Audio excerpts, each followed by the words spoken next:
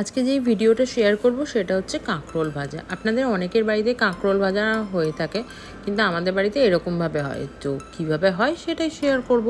Welcome back to my channel শায়রিজ blog. তো শুরু করা যাক কীভাবে কাঁকরোল ভাজা করতে হয়।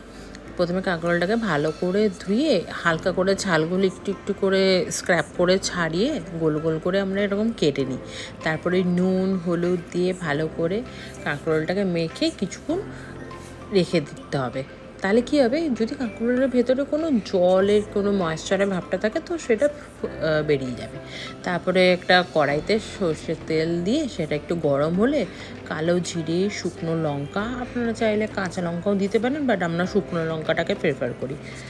শুকনো লঙ্কা দিয়ে একটু যেই লঙ্কাটা ব্রাউন ব্রাউন হয়ে আসবে তখন কাঁকরোলগুলোকে এরকমভাবে ছেড়ে দেবো। এবার ছেড়ে সেটাকে হালকা হালকা করে আঁচে ভাপে ভাপে করে অল্প আঁচে ধিমেতে আমি নাড়তে থাকবো। এবার নাড়তে নাড়তে দেখবেন আস্তে আস্তে কালারটা কাঁকরোলে চেঞ্জ হতে শুরু করবে। এবার যেই কাঁকরোলের কালারটা চেঞ্জ হবে এমনি অটোমেটিক দেখবেন ময়েশ্চারটাও আস্তে আস্তে অনেকটা টেনে আসবে। আর চেষ্টা করবেন একটুখানি চাপা দিয়ে দিয়ে ভাজা আর একটু কম আঁচে ভাজা। তাহলে কী হবে, জিনিসটা খুব তাড়াতাড়ি হয়েও যাবে এবং খুব ভালো সেদ্ধও হবে। তো তারপরে কিছুক্ষণ পর দেখবো এরকমভাবে হালকা ভাজা ভাজা হয়ে আসছে। এবার আপনারা দেখতেই পাচ্ছেন আস্তে আস্তে কালারটা কি সুন্দর করে চেঞ্জ হচ্ছে।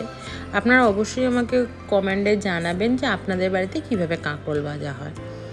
তো এবার গরম গরম ভাত দিয়ে পরিবেশন করে নিন কাঁকরোল ভাজাটা। ধন্যবাদ, আবার দেখা হবে অন্য একটা ব্লগে। বাই।